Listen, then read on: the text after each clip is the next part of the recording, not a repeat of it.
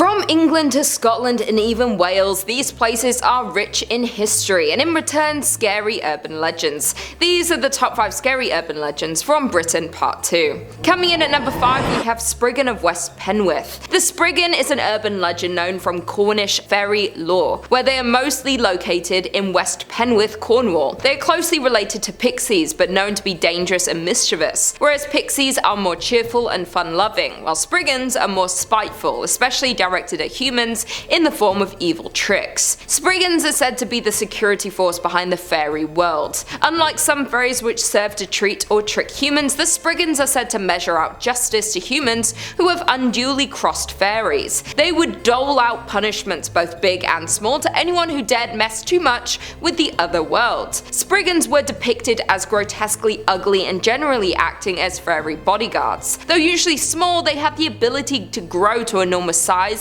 as a defensive ability. Their strange and creepy appearance also aided the Spriggans in their aim to be feared by those who saw them. It was believed that the Spriggans haunt lonely places such as castle ruins, burrows, certain standing stones, and windswept crags. Spriggans were thought to be the source of such misfortunes as unhealthy crops, bad weather, and illness, especially in a time when the mechanics of such things were not fully understood. They were also said to be busy thieves targeting those who offended them. They are known to steal small children and replace them with their own kind, leaving behind one of their own ugly large-headed children. Quote, one of their common traits was to lead lonely travellers into swamps or near dangerous and crumbling cliffs, a factor they share in common with the will-o'-the-wisp and the pixies, although the pixies would not lead people to dangerous places. If you want to avoid being punished by the Spriggans, the easiest thing you can do is make sure not to offend any type of fairy folk in any way. The second thing you can do, avoid tempting them. Even if you haven't initially done something to offend their fairy folk, the Spriggans may still be tempted to enact a little pre-revenge, just in case you were to wrong the fairy folk.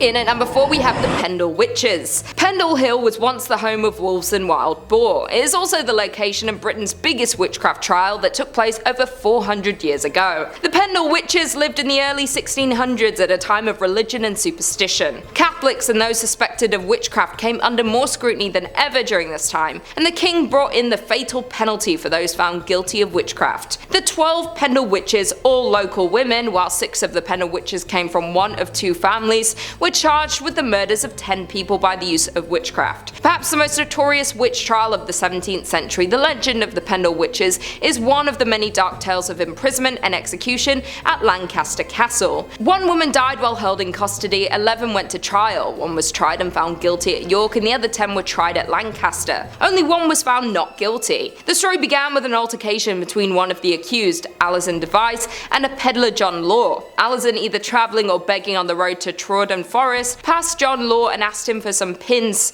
He refused and Alison cursed him. It was a short while after this that John Law suffered a stroke, for which he blamed Alison and her powers. The deaths of the 4 other villagers that had occurred years before the trial were raised and the blame laid on the witchcraft performed by another suspected witch in the area. Coming in at number 3 we have Catchy. The Catchy is known to be a ghost-like cat covered in all black fur, besides a small white spot on its chest. This creature haunts the Scottish Highlands. The size of the Catchy is said to be close to the size of a large dog. One of the theories about the Catchy suggests that they aren't fairies but are actually witches that have the ability to transform back and forth between human forms and cat form. This however could only be done 9 times, with the final transformation into the cat being permanent. This is often referenced as the origin for the concept of cats having 9 lives. Those in the Highlands did not trust the Catchy because they believed that these creatures are soul thieves. The common belief was that the Catchy could pass over the corpse of the dead prior to burial and steal the soul from someone before the gods had claimed it. Special watches were set up to guard the dead, known as Fail Fadalak, which means late wake. Those on this watch would attempt to keep the Catchy away from the room containing the corpse by distracting it in a variety of methods such as using catnip, riddles, games and music. The Catchy was believed to be fond of warmth and therefore fires were never lit near the body so that they were not attracted to the area. The Catchy was feared due to the belief that it was a harbinger of death, much like the Grim Reaper. Although mostly a silent hunter, the Catchy would sometimes let out 3 blood-curdling howls howls that could be heard from miles around. Those that heard the howls would need to reach a place of safety before the third howl, or they would be overcome with fear and would die from sheer terror. Coming in at number 2, we have Black Dog, a Bunting Nook. Don't be fooled, this isn't just an ordinary suburban dog. The Black Dog of Burning Nook has been described to have dark black fur, snarling fangs, black eyes and great in size.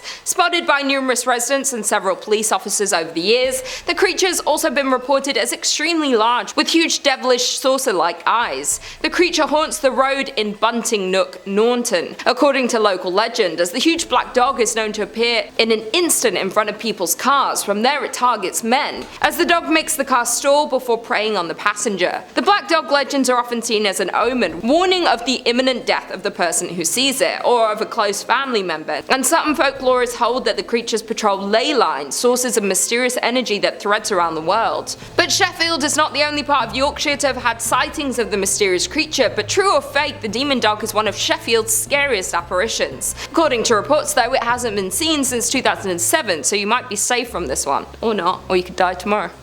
We could all die tomorrow. And finally, in at number 1, we have Hairy Hands of Dartmoor. The Hairy Hands of Dartmoor is a ghost story that focuses on a stretch of road which supposedly had a high number of accidents during the early 20th century. The suggested cause for the loss of control of these vehicles was given to be supernatural activity interfering with the vehicles. According to the stories, the hands appear suddenly, seize the steering wheel of a car or the handlebars of a motorcycle, and then force the victim off the road. In these early cases, the hands are described as being invisible. To further back up this claim, since around 1910, drivers and cyclists had allegedly been reporting unusual accidents, the victims reporting that their vehicle had swerved violently and steered off the side of the road. Some described that it was as if something had wrenched the vehicle out of their control. This could happen to cars, motor coaches, cyclists and even pony and traps. In June of 1921, Dr. E.H. Helby, who was at the time serving as the medical officer nearby, lost control of his motorcycle and sidecar. In the sidecar was seated his 2 children, who survived. He had just about enough time to warn the children to jump before he was thrown from his bike